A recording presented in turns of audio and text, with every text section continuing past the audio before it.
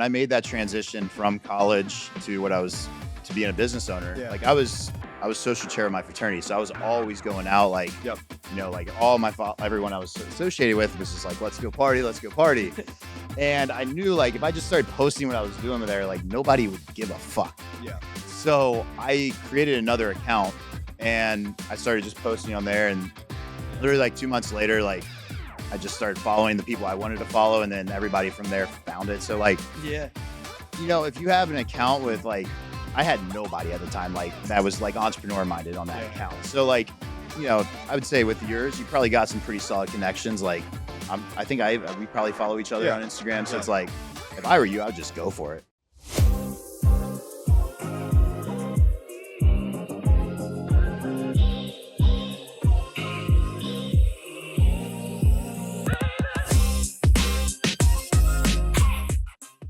What is going on, y'all? Welcome back to the Stick Talk podcast. Today we have a very long overdue guest, my man Justin. Welcome on the show. We try to get this going like 5 or 6 times, but we finally nailed it down.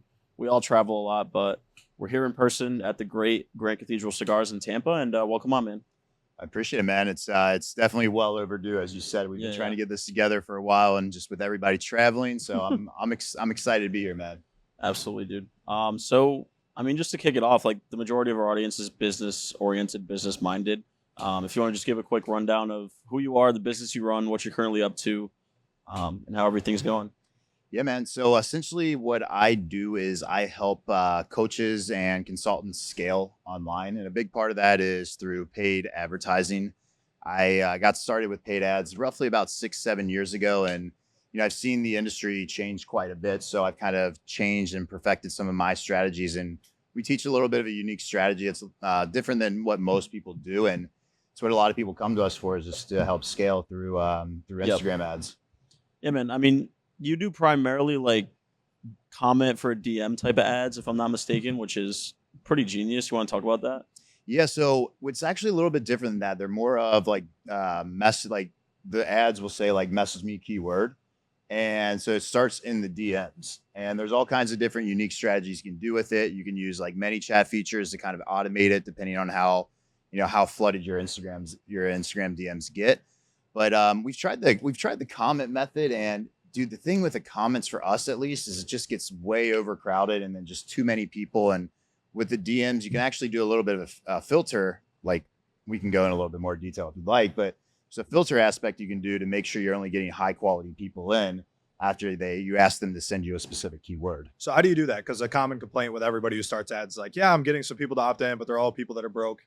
You have no idea what I'm talking about. Like, how do you filter for high quality prospects? Yeah, man. I call it the brokey repellion. It's essentially, so if you're familiar with ads and setting up ads, I don't know how well your audience is on here with that, but essentially when you create the ad, there's a feature where you can say, message me a keyword. And what we do, instead of just saying, message me a keyword, in the ad, we'll say, like, this only works for X if you're doing X. So like, this only works for coaches who are doing 10K a month. Message me keyword there. And what will happen is your cost per lead and cross message will go up, but you get way higher quality coming through. Yeah. That's what people just don't understand. It's like they're going for the lowest, like, cost per click or cost per lead, but like really what they care about at the end of the day is cost per acquisition. They just don't realize that it takes weeding out the brokies, like you said, to actually get that metric. It might not look good on the front end with cost per click or cost per lead, but you have to like brave it through. I guess, so you said you've been doing paid ads for 6 years now? 6 going on 7. That's awesome, bro. I guess, like, what's changed, right? Because I feel like 6 years ago, like, the different ad strategies that we were seeing are so different than what you see now, especially with like AI and how the algorithms have changed. Like, what's the biggest thing you had to adapt to? I think at the end of the day, there's so many different ad strategies that work, right? Like, I still know people that are running webinars that are still successful. Really?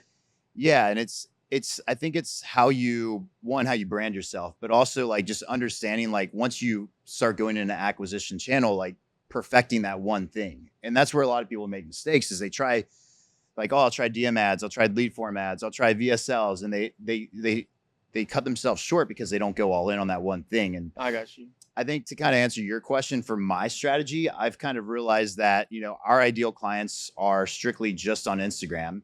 So that's where I want to advertise the most. And our whole concept is once we get them on Instagram, it's so easy to retarget people on Instagram. So it's almost like a spider web strategy. Like once they're in your funnel, they see you every single day until they either buy or they get pissed off and start talking shit on your comments. Which is even better because then it shows it to more people, right? Yeah. You boost in the algorithm a little bit more just from the shit talkers. Yeah. That's awesome, bro. What is your thoughts on like the importance of having a personal brand or building a personal brand behind the scenes as well to like help with the performance of ads? I think depending on your expertise in the ads, I think someone that's a little bit more like very experienced can do it without it. But like, if you're just getting into ads, you have to have a personal brand on it. And I mean, even myself, if you check out my page, like I'm branded every single day. Brand, yeah. Because I think branding, I think everybody knows now it's not branding is the future. Branding is now. It's your resume. It's your life. It's who you are. It's like even when, like if you're meeting a girl or boy for the first time, the first thing they're going to do, pull up your Instagram, see who you are, see what you do. And I think it's just like it's just your resume of your life now. And for the people that aren't doing it, you're just missing out on a lot of opportunity. What do you have to say for the people that are like, I'm scared of what my friends and family are going to say. I don't want to get judged. Because we get shitty comments. You get shitty comments like, oh, fuck this guy. He's a scammer, which is like the nature of life. Because I post on TikTok and the most miserable people on the face of the earth live on TikTok. And even if you post like donating a meal to a homeless man, they'll be like, why don't you give him 2 meals? It's like, no matter what, you're literally not going to win. So like, how do you overcome that mental block of just saying, I'm just going to post? I think it just comes down to priorities. Like what's important to you. Like when I first started branding, because when I first started my first company was an advertising agency, and I just wanted to brand myself, and I was in a fraternity at the time. So, this was before like branding and all this shit was cool.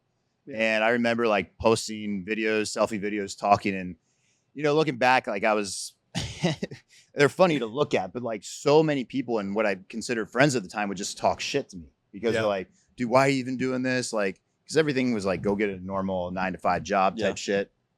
And I just knew I didn't want to do that. And like, I had sacrificed what people that I don't really care about thought about me. And that's what I think it really matters is like, if someone's going to be talking shit about you or trying to hold you back, like they're not your friends in the first place. Like you want to be surrounded by people that are pushing you in the right direction. And if someone's like talking shit and trying to hold you back, it's like, let them get out. I've noticed that nobody who's better at what you're trying to do will ever talk shit. Exactly. I don't know. It's called like talking down on someone, but it should be like talking up at someone because like a good friend of mine in Tampa is a massive YouTuber. When I first started posting TikToks, he's like, bro, keep going. Meanwhile, somebody who never posted is like, these are stupid. Yeah. You know what I mean? I mean, if you look at the comments most of the time, and I'm sure you guys see it too, it's like every once in a while I'll click on the comments, see who's talking shit, and you look at their profile. There's like no image. User 46812 every time, bro. Some Walmart shopper, man. It's like, go back to McDonald's, like, go do your thing, Walmart shop. They're just projecting their insecurities onto you. Yeah, it's because life's a mirror at the end of the day, right? Like how they feel about themselves, they're going to project on you. And I think if you're getting hate, you're doing something right.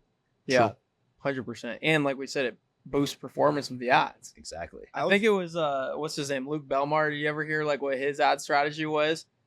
Like to boost his performance on Facebook ads. You just get a bunch of people talking. Yeah, like he would have like a team. He was selling like dog products, and he would have his team be like, comment a picture of your dog, and like a bunch of people would comment pictures of their dog, and he'd have his team go and respond like, oh, that dog's super ugly. Just to get the other person to respond back like super aggressively. It's like, what do you mean? Like, I don't know if that's how you build a brand. You're an asshole. And it just boosted the performance, and he was sharing metrics of like how cheap he was getting leads for because of that. I thought that was the most genius thing ever. That's smart. Smart. Because like you get people to start talking, and then people start tagging each other in your stuff. Yeah. And especially in e-commerce, it's a little bit different in coaching because I guess in a way, but like e-commerce stuff goes more viral, for the most part. So I respect it. I also think the perception of how much hate you're going to get is usually way overblown. And then you start posting and it starts working a little bit. And then you go back home to your hometown bar and more people are like, oh, dude, like what you're doing is super cool. Yeah. Like keep going. Like the support usually outweighs the negativity after like. You literally hit a seesaw from when it's like you hit a point where you're starting to get enough traction where it's like all of a sudden this is cool. Yeah. Like if you're posting, I don't know, pizza reviews on YouTube when you're getting 2 views, it's like, dude, you're a loser. But then if you go viral, it's like, this is so sick, bro. Like, how do I do this? Exactly. And you also find out like who your true homies are. Is what I found. Like there's been some people that just stuck with me through all of it. And those are like the real homies. And then the other ones, it's like, oh, well, you're just here for a little bit. It's like, so I think fine. It's better. You might as well get to that conclusion sooner rather than later. Exactly, man. There's only upside to it. And I personally like a smaller circle. Yeah. Because you know, I mean, I don't know, me personally, it's like I like more things a little bit chill and like a smaller circle of people. You get to know who you're with. You can trust them. And I think that's, for me, that's what I need. Mm-hmm. What are your thoughts on people who have like a normie Instagram like myself? Because I like post on Twitter, you know, LinkedIn's normie Instagram. Just like a normie Instagram. Yeah. Like it's like pictures with, you know, your girl or like of a like vacation or stuff like that, who want to start a personal brand that's business focused. Do you think it's better to start fresh with a new account, or do you just post on top of the account that you already have? So I'll tell you what I did when I made that transition from college to to being a business owner. Like I was social chair of my fraternity, so I was always going out. Like, you know, like everyone I was associated with was just like, let's go party. And I knew like if I just started posting what I was doing there, like nobody would give a fuck. Yeah. So I created another account and I started just posting on there. And literally like 2 months later, like I just started following the people I wanted to follow, and then everybody from there found it. So like, you know, if you have an account with like, I had nobody at the time like that was like entrepreneur minded on that account. Yeah. So like, you know, I would say with yours, you probably got some pretty solid connections. Like I think we probably follow each other on Instagram. So it's like, if I were you, I would just go for it. Yeah. You know, like just get started, make moves on it. Makes sense. For Instagram right now, what's kind of the number one content player? You just constantly posting reels? You do a lot of posts, a lot of stories? Are you pushing shout outs? Like what's been working for you to grow the follower count? Instagram follow ads have been pretty good, actually. Yeah. So we get, I mean, to be honest with you, we get about 30% of our deals just from people that follow us from an ad that we can't track. So between that and then also just running ads where it's like visit my Instagram profile. Yeah. Just an easy way to grow. And I mean, you can get people to visit your profile for pennies on the dollar. Yep. You know, interesting. How'd you arrive at that number if you can't track it? Which number?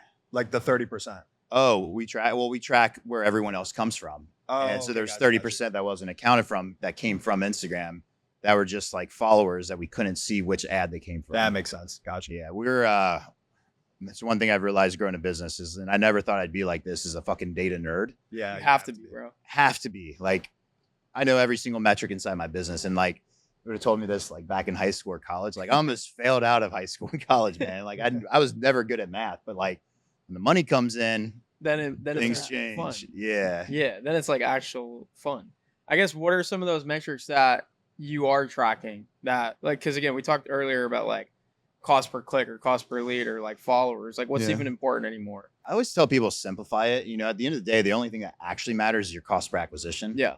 You know, and then you reverse engineer from there. It's like, what's your cost per shown? What's your cost per booked appointment? For us, what's your cost per message? What's your cost per lead? Whatever it might be. So, you know, when we bring on clients, because we teach our clients how to run ads, we tell them to start with getting the first number. So like your cost per message, and then get your cost per booked appointment, figure out how much it actually takes to get a client. And then from there, it's like, once you have those numbers, the only thing that really matters is how much money you're putting in and how much you're getting back on the front end. Yeah. I think right now we're running like Facebook ads. The toughest thing for us is like scaling and keeping that same ad profitable. Yeah. Like we want to spend more money if the numbers stay the same as they are now, but every time we increase it, the performance always tanks. Yeah, you probably happens. You probably just need more ads. More ads. Yeah, for sure. Just because, like the creatives specifically, or? Yeah, for us, what I found is usually, so to give you context, last month we spent, I think it was like 52 grand. And I have a lot of ads going. Before, what I would do is have like 2 or 3 ads going, and then I would just max them out at like $2K a day in ad spend. Wow. But what would happen is with that budget, after about 6 weeks, the performance would go down, exactly what you said. So costs kept getting higher, and you have to keep resetting the ads. For me, in like the industry we're in, I found that if I can keep like a winning ad for around like $150 to $200 a day, it'll last 4 to 6 months. Okay. And then on top of that, the way I scale is just create new ads. So right now, like if you checked out how many ads I run, I probably have 25 plus easily. And it's just changing the creative for the most part. For the most part, you obviously got to find like your winning interests, like, and the retargeting aspects of it. But once you spend a decent amount of money on it, you kind of just look at the data and like, all right, this is pretty easy. Let me just put in more creatives from here and test those out. Yeah, that makes a lot of sense because like I think the sweet spot for us we found is like $300 a day. And it's like super consistent, profitable, reliable. But past that, it kind of starts to tank. Yeah, and I mean that's also like part of the scaling aspect too. I got a client right now who we have an ads call every Monday, and I swear this guy is getting unicorn numbers. He spent $4,000 last month on ads and did $62,000 in cash. What's his offer? He helps kids. So he's targeting parents for soccer for their kids. Genius, bro. Crushes. Absolutely crushes. 62 in cash collected. Yeah. And he was coming on because I'm like, okay, what's your goal? He's like, I want to get to 100K a month. And I was like, all right, well, in order to scale, you got to spend more money. So the big thing with him is telling him to spend more money. Yeah. And he's so used to those unicorn numbers. And every time I'm like, dude, you're going to spend more money. Your profit margin is going to go down, but it's okay because you're spending $4K to make $60,000. Yeah. Like if you were to spend $10,000 to make 100, like, would you still be happy? He's like, oh yeah, I guess I would. I'm like, spend some more motherfucking money. Yeah. That's crazy.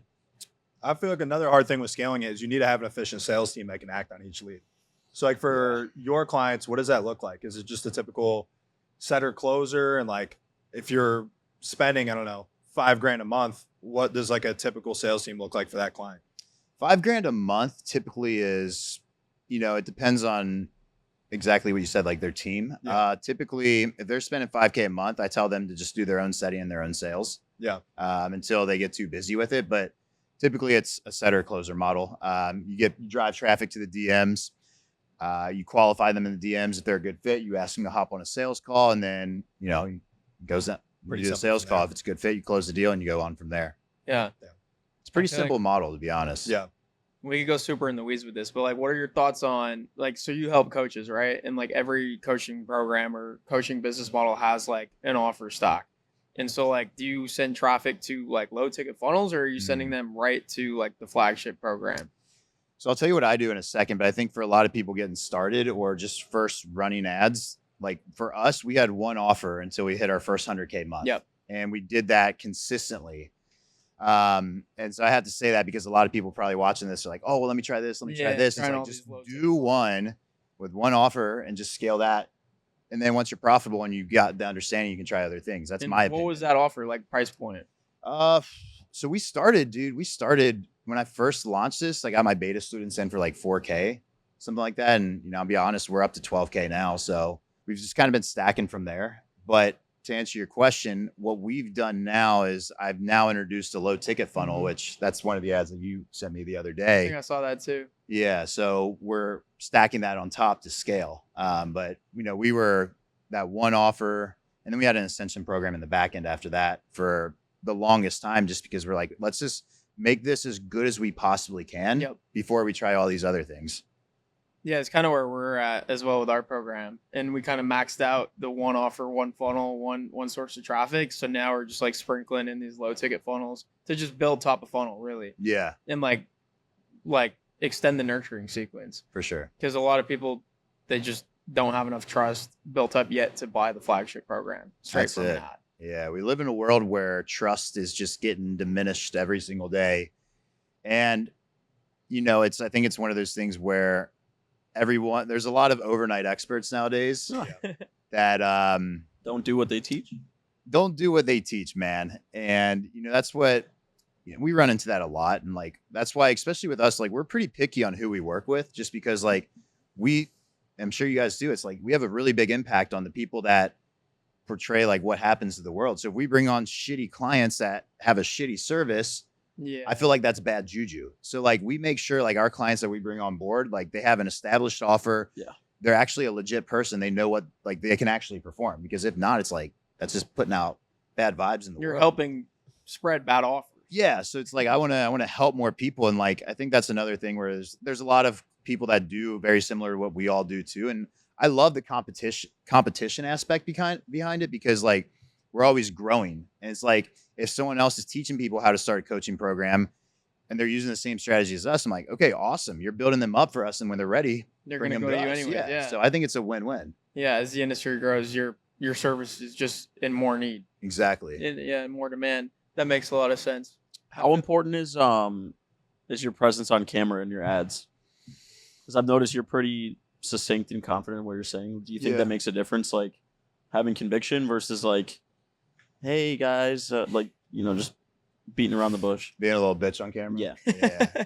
I mean, depends on who your audience is. True. You know, I think obviously if you're going to be on camera, you have to be confident. We've had a lot of clients come through that just we're very camera shy, and it's like you can still run ads without being on camera and work. Like some of our clients' best performing ads are just like an image. So, but it's like if you're going to be on camera and you want to run ads and be good, you gotta take it serious. Yeah. You gotta take yourself serious. I was gonna say, like, what performs better for coaching programs? Is it like the video ad creative, or is it more like still images? Or I'd say both. Really depends. I mean, we're running both. Yeah. I think for the low ticket funnel though, the still images are outperforming any video. Really? Yeah, which kind of surprised me because I think they look like shit personally, but it's usually the ones that work. Those are the ones that work. Dude, I published 3 new ads today. There was one I really liked, and there was one I hated. I'm like, I guarantee you this one I hate is going to work. It's going to work, yeah. It's already crushing all the other ones. Damn. Funny how that works. Yeah. It's always like the sophisticated ones that we would think is really good because it's kind of like at our level. But the more dumbed down, quote unquote, like stupid ones that are the people that are like right before where we're at, just because that's where their mindset actually is, always performs better. Yeah, man. We have a value inside my company. It's simple scales, complex fails. Yep. And it just seems to be true with everything. The more simple the ad it is, the better results it is. Yep. The more complex it is, the less people understand it. And same with any system we build in our company, any new acquisition source, any new hire, really anything. And like, I swear we probably say that on every team call, every coaching call, simple scales, complex fails. Because it's just like a reminder. And like, we have to install that in our clients' brains too, because, you know, you get in this space, you go on YouTube and you see all these people with these complex funnels. And it's like, do this, do this, do this. And it's like, most people don't know it's just marketing behind that. Like trying to overwhelm someone and be like, oh, you need all this shit. And it's like, really you don't. Like all you need is an ad, get someone to have a conversation with you, have the conversation. Don't be a robot, get them on a call. Yeah. You really like dumb it down for them. Yeah. Make it simple. Yeah. I think that's so true too. What you said is like everything that you see on YouTube really is marketing at the end of the day. They want to overwhelm you so you feel the need to buy their services. Yeah. Because you feel you can't do it on your own after seeing how complex the thing is when it's really not. Exactly. And it's one of those things where I'm sure you guys see it too. If you put something really good on YouTube, but it's not like designed for the algorithm to go viral, no one sees it. No. And it's like the stupidest stuff goes viral most of the time. Dude. Like, I love your video about the tips. By the way. On TikTok?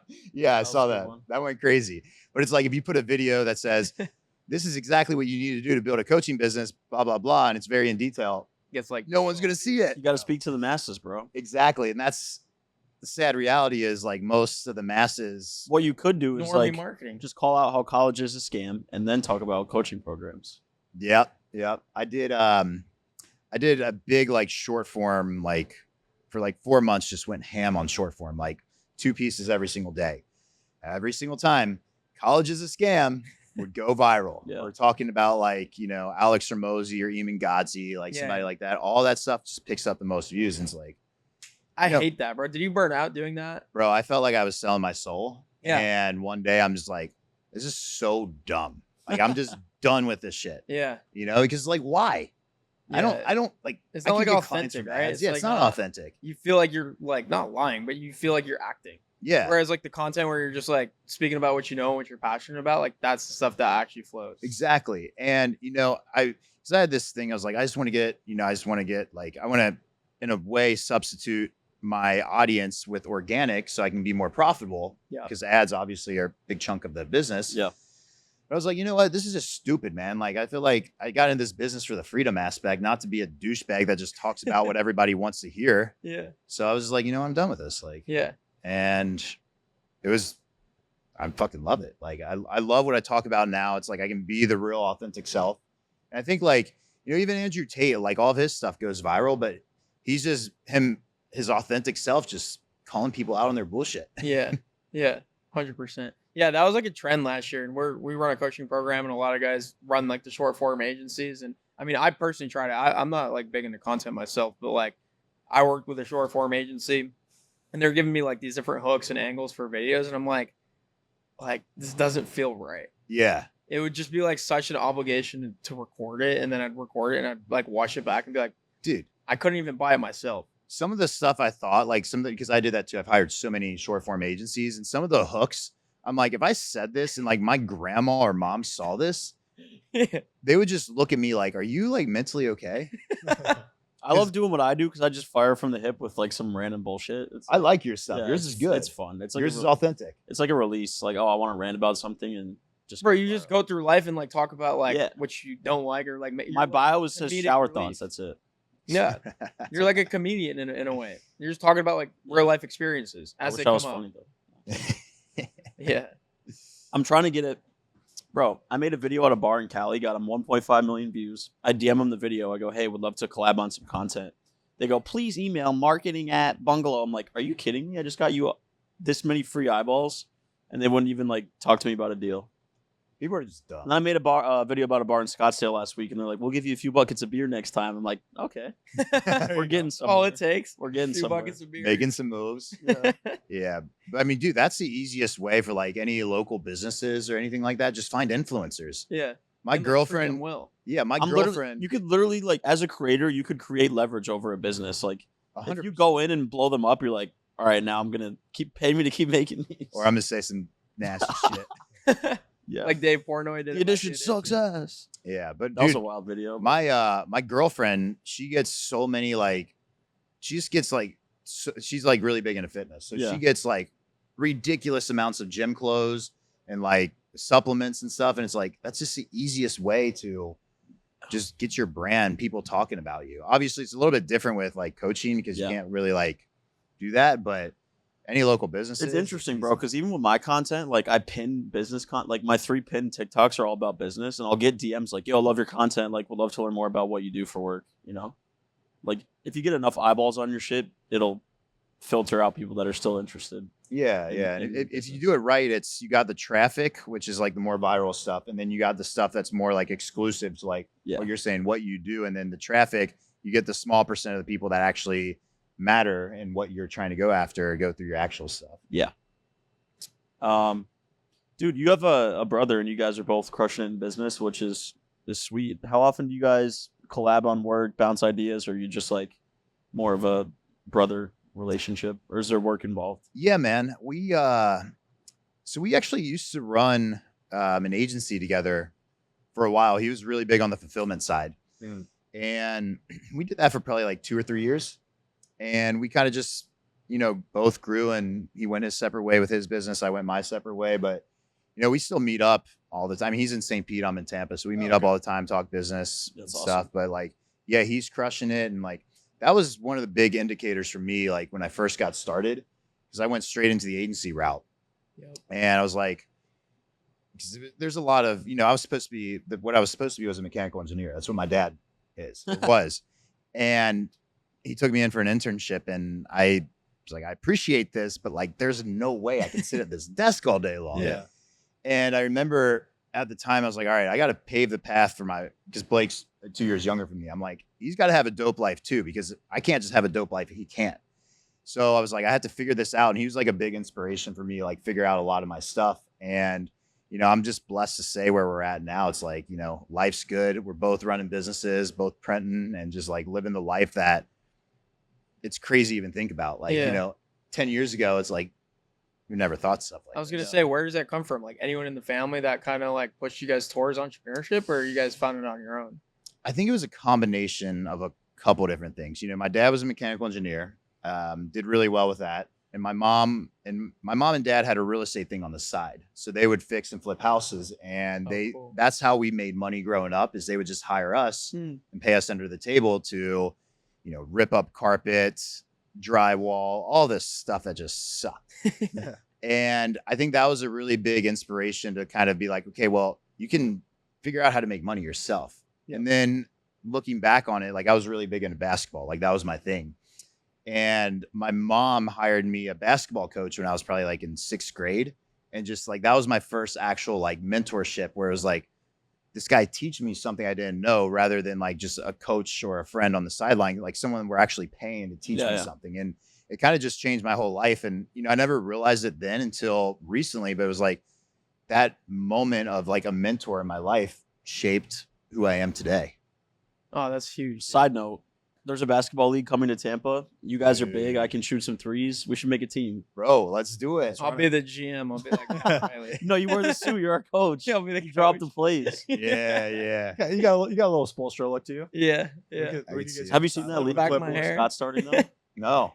It's called like Could Have Been Hoops or something. Like no way. A spinoff of like Drewski's Could Have Been whatever. But in Tampa, Wait, Drewski's? No. He's just copying the game.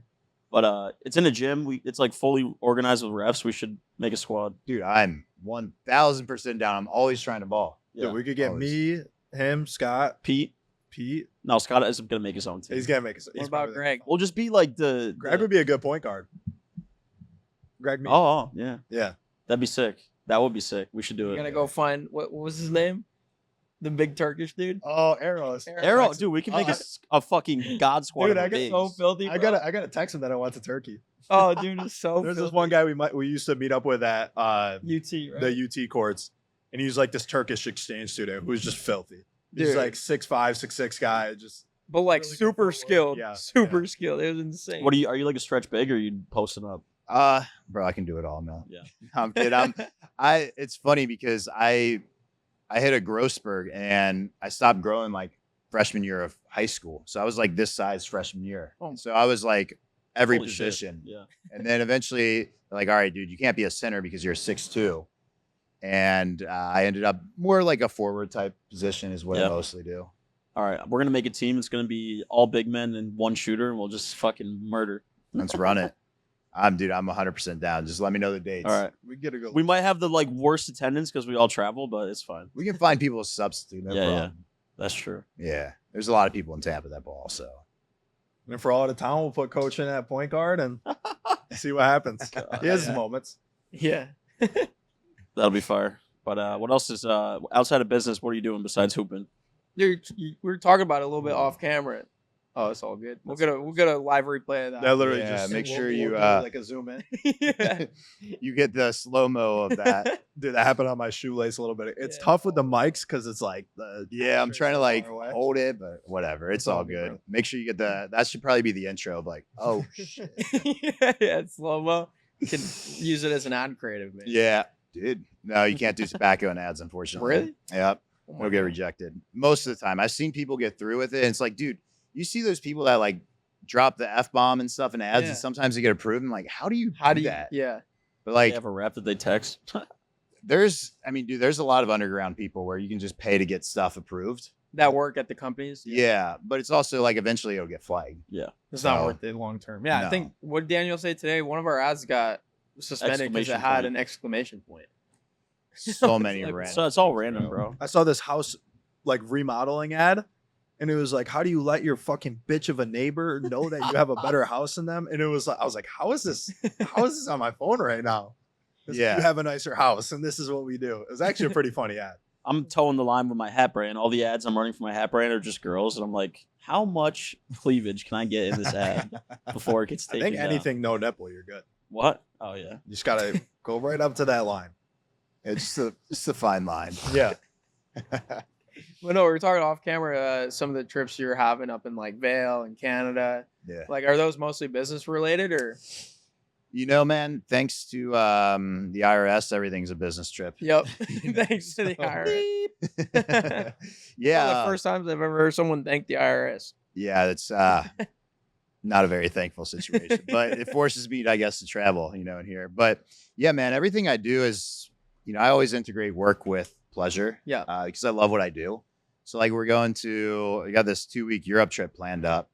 We're going to fly into Monaco for probably like 5 days, bounce around for a little bit. And then I have our higher level mastermind in Mykonos. You're renting out this beautiful mansion, like overlooking the water in Mykonos. It's sick. I was just over there. Yeah. Yeah. Okay. Well, we'll have to link up. You have to give me some ideas of places to go for and sure. stuff. For sure. We were there in like the off season, so it was a little bit calmer. Like there weren't clubs and everything open, but the restaurants were there. So yeah, hit me up before you go for sure. I'll have some food recommendations. I'm itching for a Europe trip. Yeah. And so we got that trip coming up. Probably just gonna mess around there for 2 weeks, but like everything there is gonna be business related. Gonna be like clients, team. Yeah, so so we call it the Elite, which is like kind of our like ascension program, like our higher level clients. It's invite only. We meet up every quarter, and this one's going to be in Mykonos. But while I'm there, I'm going to also meet up with some other friends that are that I do business with, do some consulting with in the area too. So the business write-off, man. Yeah, dude. How'd you land on Mykonos? You know, I got a guy on my team. His name's Alec, he lives in Amsterdam. Oh, okay. He's from the U.S. originally, but he's the one that's really pushing for like the travel stuff. He manages all that, which thank God, because I couldn't do that. It's a lot of work. Flights and man, it's a lot of work. And he just gave me 3 options, and I was like, "Yo, that house looks the best. Where is it?" He was down to move to Amsterdam from the U.S. I feel like that's such a crazy pivot. He's like I visited Amsterdam, and I was like, "This is cool," but I could never live here. Yeah, I've never been to Amsterdam. I'm going there on the way back, so I'll post on how it is. So many bicycles, bro. That's the first thing that came to mind. Yes. That and cigarettes for some reason. Maybe mushrooms. Everyone there travels on bicycle. Like we just sat at a bar on the corner of a street and just watched bikes like all day. It was crazy. We were sober. But yeah, no, he was actually one of my first clients when I was teaching the agency thing. I used to teach people how to build an agency. And he just started making money and just went the straight nomad lifestyle and just traveled everywhere. And I guess he settled down there, but working on getting him and his girl over here to Tampa. So yeah, he said, we're working on like a 3-month plan. So, because his girl is actually living in from the Netherlands. And I guess like the way of the work visa and stuff, it takes like 3 months or something. I don't know all the details. Dude, those are always the best hires too. The ones that come from like one of your programs. Exactly. And usually like the guys that like realize like running a business isn't for them. Like they want more of like the laid back lifestyle where they have consistent income and they like really like the work that they do. It's meaningful work. It's kind of like Patrick Bet-David talks about like an entrepreneur. Like it's not just like 9 to 5 where they do the same thing every day. They're super creative. They get to travel. And so those are always the best hire. Dude, I tell any of my clients, anyone on my team, like if we can ever hire someone, hire from our clients. And I tell our clients, if you can ever hire someone, hire from your clients because they're already bought into you. Yeah.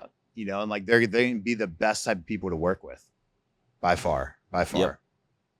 Hiring is probably one of the most lengthy, annoying parts of running a company is getting the right hires. I'm sure you guys probably ran into it. That's kind of my thing. I love it, dude. Yeah. Like we have a pretty strong audience on Twitter, so we just source. That's exactly it. It's like if you can source, and going back to like personal branding, like everyone always talks about like building a personal brand to get clients or to like get famous or just draw attention. Like for me, the number one value from my personal brand is talent pool. Yeah. It's like we get our best hires from our personal brand. For sure. And like nobody talks about that. Nobody. Or even leverages it. So yeah, it's cool to see that you guys have done that. Yeah. One of the things that we do, and it's been extremely helpful, is just, once, depending on when we need, even if we don't need hires, like let's say we're not in the hiring process, we'll just like at least once a month or twice a month, just promote our story saying, hey, we're hiring, go to www.justinsaunders.net/jobs. I do have the Saunders.com one. Long story with that. Yeah. But that's one. We have like a funnel page where they go to. It's a video saying, "Hey, if you vibe with all this stuff and you think you're a good fit with our company, apply." So we just have like a never-ending pool, like a bench that you can just call on for any open roles that come up. Applications always on deck, and that way it also like helps. I think if anyone's watching this, it's a business owner. It helps with the idea of like you don't have to just settle on one person. If someone's not performing, you have that like abundance of okay, well I can dip into my talent pool. So you're like operating on a higher level frequency inside your business. Yeah. Yeah. You're not locked into someone that's just underperforming and you're keeping them around because you don't want to go through the hiring process again or finding the next person. Exactly. That's huge. Yeah. I love that. You do most hiring yourself still? No, not really. It depends on what it is. We have a recruitment. We built in a recruitment system inside our business. Nice. So I usually just do like the final give or say, depending on how big of a position it is. Can I have a beer with this guy? All right. Yeah, dude. That's a huge thing though, right? 100%. I say, can I be in the? I won't hire someone if I can't be in the same room with them for 4 hours. Yeah, smart. Anyone that I've ever hired that I can't be in the room with for more than 4 hours, or I find out they're weird after an hour, it never works out. Bro, I'll never forget one of the first roles we hired for the agency back in the day was like an inbox manager, and I put together like an application on Google Forms. And the last question in the application was, who's the GOAT, LeBron or Jordan? Because that's like what we always talk about at team meetings. And like the guys that answered it and came to like the interview with like a strong opinion on who's the GOAT, I'm like, dude, I could talk to this guy. I'm like, I want to work with them. So the real question is, who do you guys think is the GOAT? No. We're LeBron guys. We're a LeBron podcast. I'm not. We might be on the MJ side over here. Yeah. No. That's my guy. My phone's charging. I could pull. I have like a notepad. Got all the stats. What was the stat you were telling me? We're not doing this. We're gonna jump. This is kind of crazy. This comes up like LeBron in year 21 has had more points than every other player who's ever played a 21st season combined. You know, I don't disagree. I think the stats prove LeBron is, but you also have to kind of, and we won't go into that. This is the last thing I'll say. No, we can spend the rest of the podcast on this. You also have to like look at the different talent and like the animals that are living now compared to like then. Like the Michael Jordan age, like the talent isn't the same as what there is now. I mean, you have ridiculous. Like social media has a big play on that too. Like, you know, even I don't know enough about to discuss this, but like the peptides and all that stuff that are in the NBA that people are using now, the cold therapy that they're using now, like all this stuff. Like, oh, yeah, I'm sure there's a lot, but like, unreal. Yeah, LeBron's treatment compared to MJ's treatment, like he's dropping $1 million a year on biohacking stuff, which wasn't a thing back then. So it's like, I think to that agreement, yes, like LeBron's stats, 100%. You can't.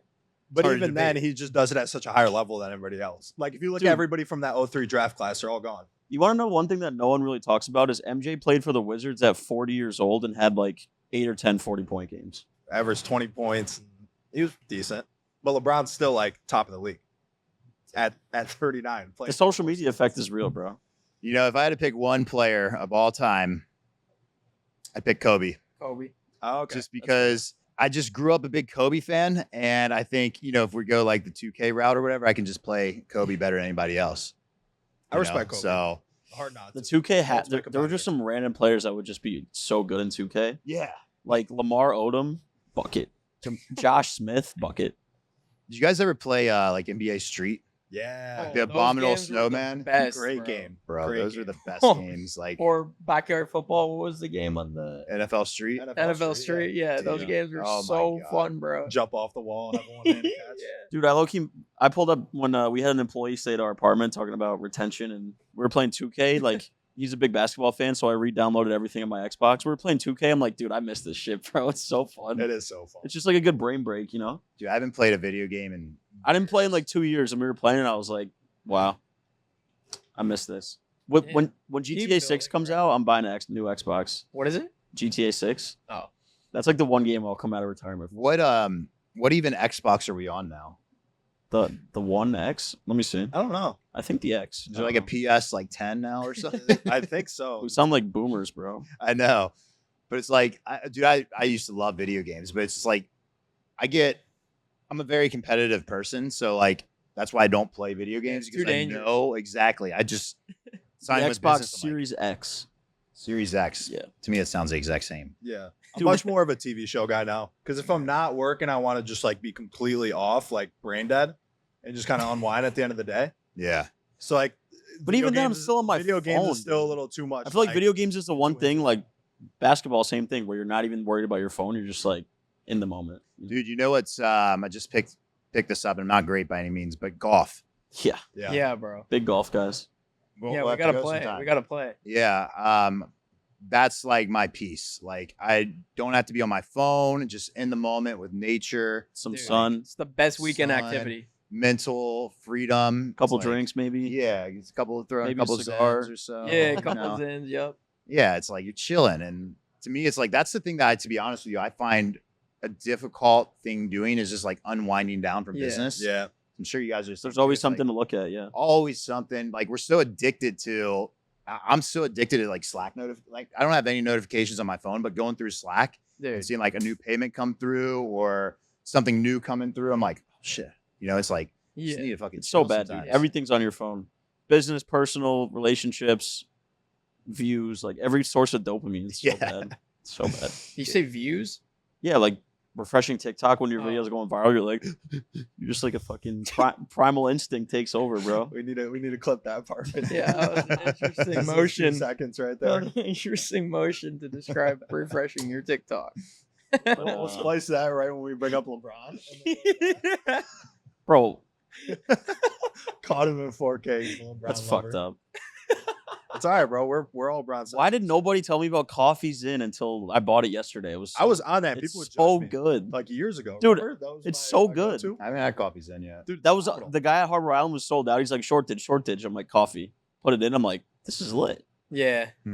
I think I associated the wintergreen with like a nicotine taste, so I would just get like a gut ache. Or but like a cinnamon Zen with a citizen with a coffee while you're drinking coffee. Damn, tastes amazing. They have cinnamon. Yeah, I like the cinnamon. My world was coffee.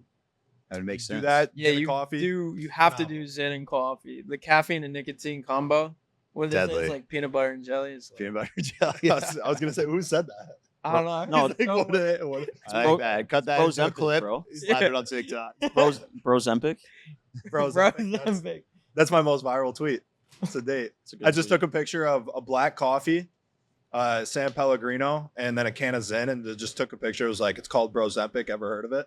Like, instantly, just like 100 retweets, 1.6 thousand likes. I was like, oh yeah, that's what goes viral, man. Yeah. I made a TikTok about that, and they're like, you made like a false weight loss claim, like it got deleted. I was like, oh shit. What? It got flagged for like. I also TikTok shopped the Neuromints because the Neuromints were in the video. I'm like, oh, if this goes. You put me on those. Yeah. Yeah. They're so good, bro. A little bit. They're solid. They're solid. Yeah. I think I might have saw a video or something you talking about. I was like, damn, that sounds good. Yeah, those are solid. Yeah. The one thing I have yet to do is go viral with a TikTok shop video, bro. If you have a product linked in your video. Yeah, what happened with the Neuromints one? It got taken down? It got flagged because I talked about Ozempic. So just remake. I'm going to make a new one, like energy drinks are a scam, like all these ingredients. Oh my God. TikTok shop is actually selling your soul because you literally have to just like shill this product so hard. It's like. Yeah. Do you still drink that energy drink from, what's his name? Chris Williamson? I haven't in a little while. Yeah, I haven't. It's a little too powerful. Yeah, I think it's strong. Yeah. I drink caffeine all the time. That makes how much caffeine's in there? 120. It's like a lot of it's not caffeine, that much. like a Celsius, but there's other stuff in That's there. not It's bad. like I don't know if it's like mushrooms or like what's in it. It's like lion's mane. It's like all these like nootropic supplements in it. Just stacked. Yeah. Yeah. Do you know who that is? Chris Williamson? Oh wait, no, yeah. The Modern Wisdom podcast. YouTube, podcast. YouTube Yeah, guy, he's the British guy who's always got Hormozi on. Yeah. Yeah, literally. Yeah. Always interviewing Hormozi. Dude, their conversations are the best. Though. I haven't even listened to one Because yet. he just asks super, super good questions. Just tease them up. I've been staying in the coffee lane recently. Yeah. You just can't beat coffee. It's the best form of caffeine. Yeah. Speaking of Hormozi, he put out a tweet or an Instagram post similar to what we were talking about. How he's like, I'm done talking to the masses. Yeah. Going back to real business content. And dude, have you watched any of the recent content? I think I watched That affiliate video It was fire. good. Bro, it's so good. Yeah. Finding your Michael Jordan, crazy. I'd rather find my LeBron, but Find my Kobe. So true. everyone's got someone. Yeah, it is. Yeah, I was watching one of his YouTube videos. It was cool actually. Like, do you know Myron Golden at all? Sounds familiar. He's like another YouTuber that's popping off. But everyone that like makes really authentic content, I've found, they're like orating in front of an audience because I feel like it's really hard to just like pull out your phone and just talk to the phone. It's a lot easier if you're like talking to people or an audience. So Hormozi's recent videos, he's Bro, like, yeah, on we should stage. we should use that and film in the rooftop. He's on stage doing a slide deck presentation as if he's at an event, but there's no one in the audience. Interesting. And like you can tell, like the content's just so much better. Yeah. And he's in like a better flow. That was It's actually not, an like audience, clipped up. And That was an event, right? no, it said it literally said at the start of the video, it says no one's in the audience except a few of our team members. Oh damn. It's kind of like the same thing with how like the podcast clips like go do really well. Like a lot of people would pick up and just put a camera up, act like you're talking on a Dude, podcast. yeah, as soon as you pull out your camera, it's like way harder to talk normally. Yeah, Like if we're talking like, it. Yeah, you're trying to get every single word right. I've noticed if I'm doing a TikTok, like I'll record the hook and then I'll make the rest, then I'll record the hook again, and the second hook is always way better. It's like you have to prime yourself to like speak. Yeah, the talking head content's super tough. Yeah. The guy who's ahead of the curve, like with literally everything, is Gary Vee. Like he's been talking to people in his content forever. He talked to me in his content, for 20 bro. years, literally. Bro, that's why I love his content. He still does like the Ask Gary Vee show. It's not like sit in front of the camera and talk. Even his keynotes, you know how like people go and give a keynote? Like I still struggle to do that. He never does that. He'll go talk for 5 minutes on stage and then just do Q&A for an hour and a half. I think Gary Vee is a genius, but like I just don't resonate. I don't watch any of his stuff. Oh, I love his content, man. It's like, I think kind of like we were talking about is like you vibe with certain people. And it's like, for him, it's just like every time I see him, I'm like, dude, again, I respect it because he's always been on top of everything, but he's just like someone where, I have the most respect for, but also it's like, it's not like my type of people, Yeah. He also speaks a lot to like hustle culture and like the people trying to make their first dollars from their business. So I feel like he's great. Yeah. He doesn't do a lot of like tactical marketing. Yeah. Like I used to listen to him a lot. Was that a new video he did, tactical marketing? Super tactical. Yeah, he's coming out with a new book called Day Trading Attention. And Day trading attention? Day trading attention. Interesting. That's like always this thing. It's like attention is like the number one form of currency. Attention is currency. That's always what he's talked about. Yeah. And he's always been the guy that's like just create content nonstop, like tons of content. And now he's kind of like pivoting to be like, you have to create a lot of content, but you have to do it the right way in the right places. So like this new book and new content. Yeah, because he would tell people to create and people would just like talk to a wall for like so that's what he's been addressing with this recent content of like what's the really like tactical way to do it. Yeah. And it's been really good. But like the Gary Vee content I like is not like the content people know Gary Vee for. It's like the old stuff and like the vlogs. Because like you just watch Gary, he'll vlog an entire day and you can just pick up so much by watching like how he operates as a CEO. Yeah. Like what his life looks like. Just unfiltered. He's a psycho, dude. He'll like live stream himself working and just be like sitting there for like 12 hours. That's what he's been doing. Ooh. He's on Twitch every Gary Vee, day. he wants to be like the first person to, same way that like Speed will just get on there and start doing crazy shit, or people will go on Twitch and play video games. He wants to be like the first person to go viral for just working on stream.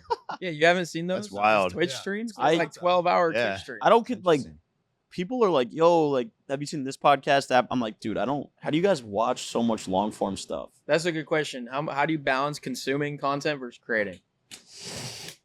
That is a really good question. To be honest with you, and if you go to my Instagram, you probably think a lot different, but like I'm never on my Instagram. Yeah. Like 30 minutes a day, if that. I'm never on TikTok. Never on Twitter. Yeah.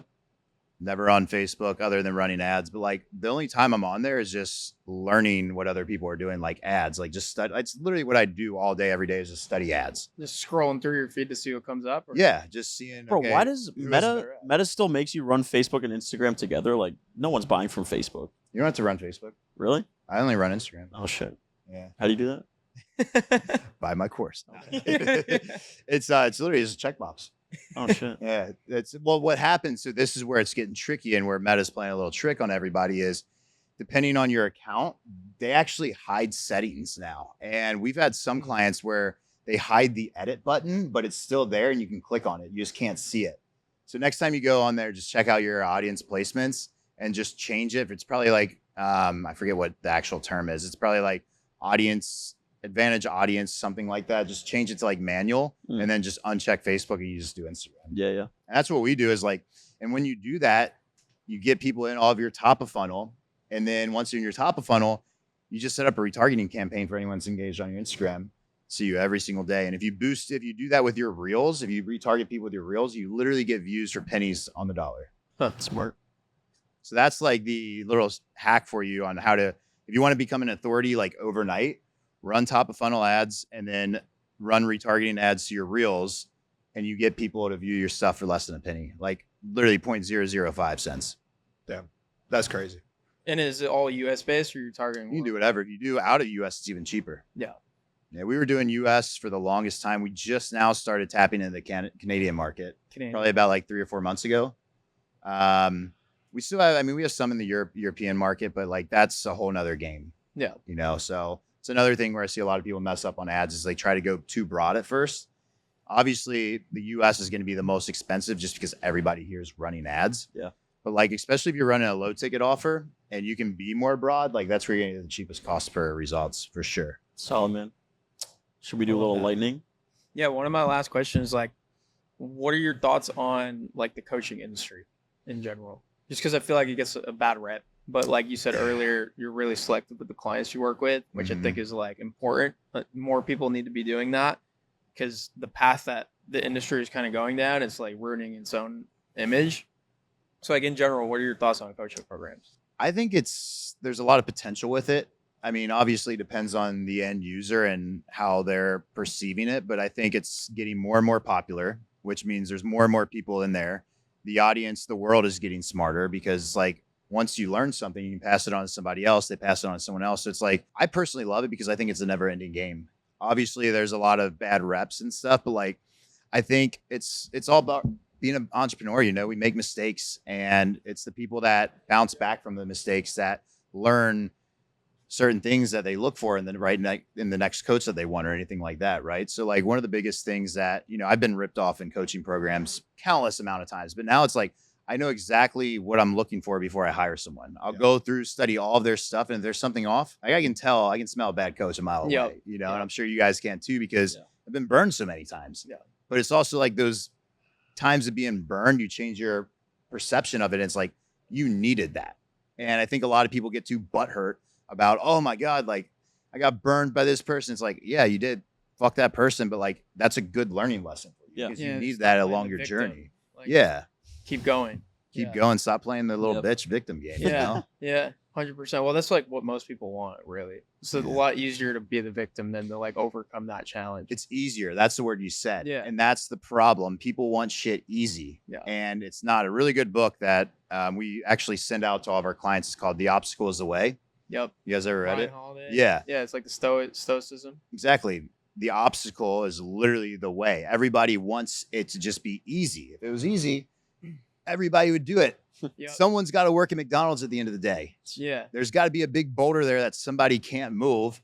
Those are the people that work at McDonald's, the ones that just stay at it, because I've never seen a successful person continue to do the same thing over and over and over and over again and never figure it out. Like you always figure it out.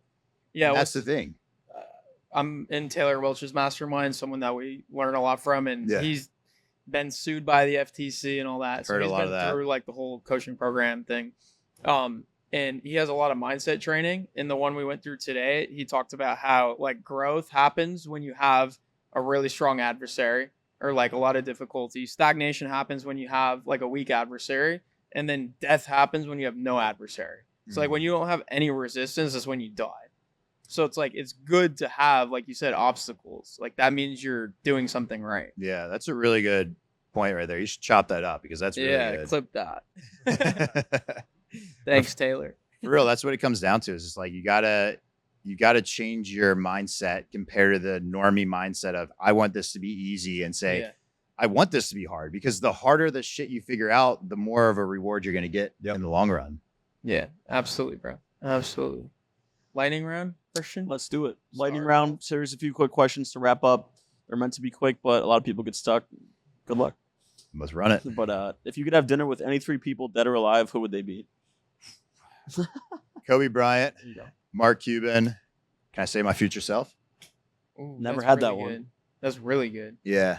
What about Cuban though? Dude, he's got my long-term goal of owning the Mavs, owning a basketball team. Yeah. So it's like, obviously, I think Mark Cuban's a dick, but it's like you need that in your life. Yeah. And I'm sure there's something that he could teach me. There's got to be something I would pick up from that, you know? Oh, absolutely. And I think Did he sell the team?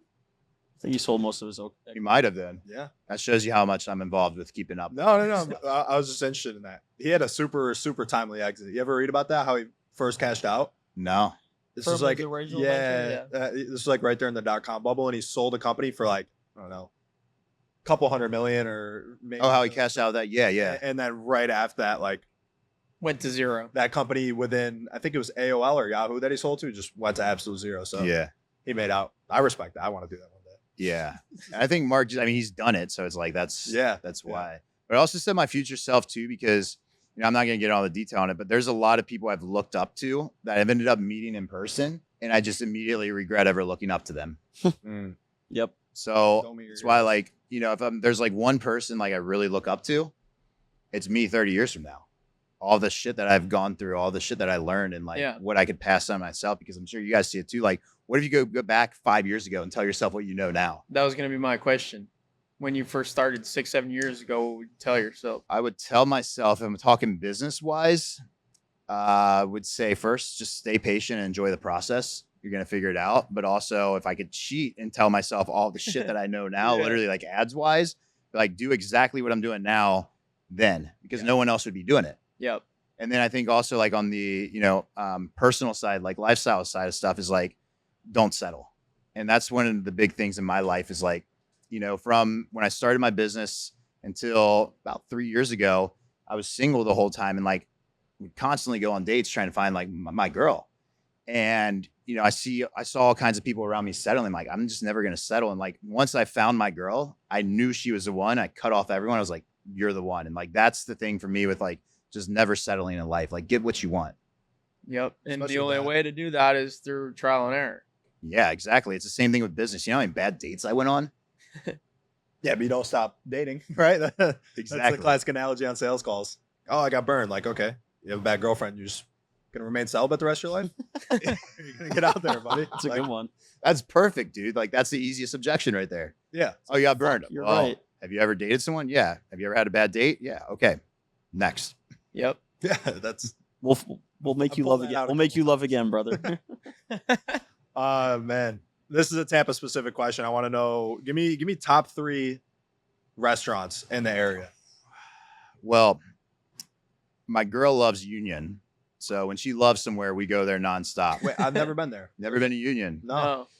Union is really solid. It's pretty close to here, actually. Okay. What type of food? American.